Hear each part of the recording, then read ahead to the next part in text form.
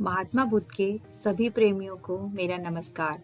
अगर आपने अभी तक इस चैनल को सब्सक्राइब नहीं किया है तो प्लीज़ अभी सब्सक्राइब कर लीजिए, क्योंकि इस चैनल का मुख्य उद्देश्य आपको महात्मा बुद्ध से जुड़े तथ्यों से अवगत कराना और उनकी कहानियों के माध्यम से आपके जीवन में प्रकाश लाना है। तो मेरी आप सभी प्रेमियों से हाथ जोड़कर निवेदन है कि मुझे प्रोत्साहन करने के लिए, एक प्रेरणा देने के लिए अपना सहयोग जरूर दें। चैनल का सब्सक्राइब बटन को जरूर दबाएं और बेल आइकन को प्रेस करना भी ना भूलें। अब हम चलते हैं हमारी कहानी की तरफ। बिलाल पादक और महात्मा बुद्ध। किसी नगर में बिलाल पादक नाम का एक धनी आदमी रहता था। वह बहुत ही स्वार्थी था और सदाचार के कार्यों से कोसों दूर रहता था। उसका एक पड़ोसी बहुत निर्धन था, परंतु परोपकारी था। एक बार पड़ोसी ने भगवान बुद्ध और उनके शिष्य को अपने घर पर भोजन के लिए आमंत्रित किया। पड़ोसी ने यह भी विचार किया, इस महान अवसर पर वह अधिकाधिक लोगों को भोजन के लिए बुलाना चाहिए। ऐसे संकल्प के साथ पड़ोसी ने बड़े भोज की तैयारी करने के लिए नगर के सभी व्यक्तियों से दान की अपेक्षा की एवं उन्हें भोज के लिए आमंत्रित किया। पड़ोसी ने बिलाल पादक को भी न्योता दिया। भोज के 1-2 दिन पहले पड़ोसी ने चारों ओर घूमकर दान एकत्र किया। जिसकी जैसी सामर्थ्य थी उसने उतना दान दिया।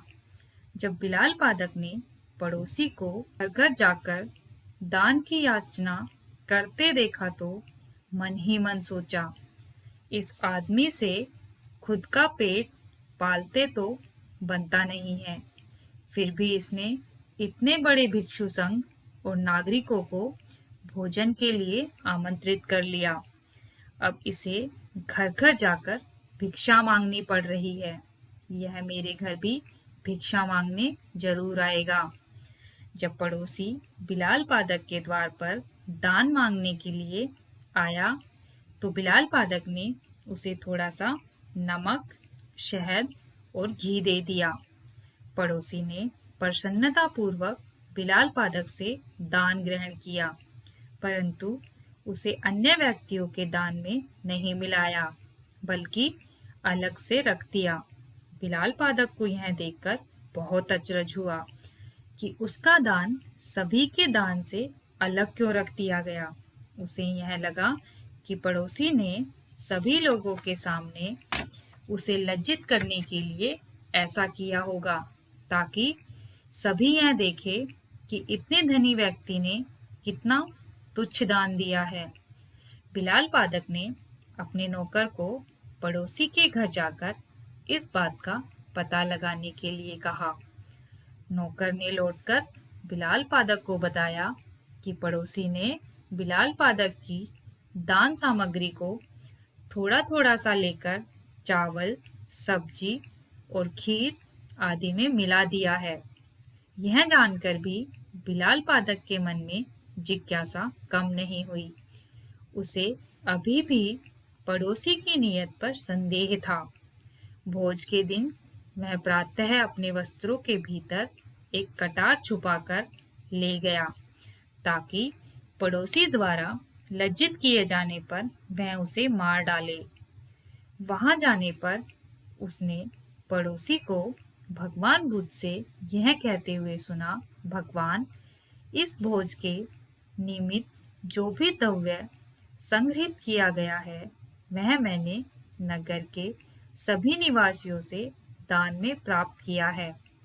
कम हो या अधिक, सभी ने पूर्ण श्रद्धा और उदारता से दान दिया। अतः सभी के दान का मूल्य समान है। पड़ोसी के यह शब्द सुनकर बिलाल पादक को अपने विचारों की तुच्छता का बोध हुआ और उसने अपनी गलतियों के लिए सभी के सामने पड़ोसी से क्षमा मांगी।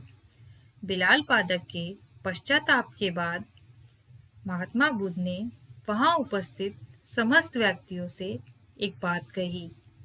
उन्होंने कहा, तुम्हारे द्वारा किया गया शुभ कर्म भले ही कितना छोटा हो, परंतु उसे तुच्छ मत जानो।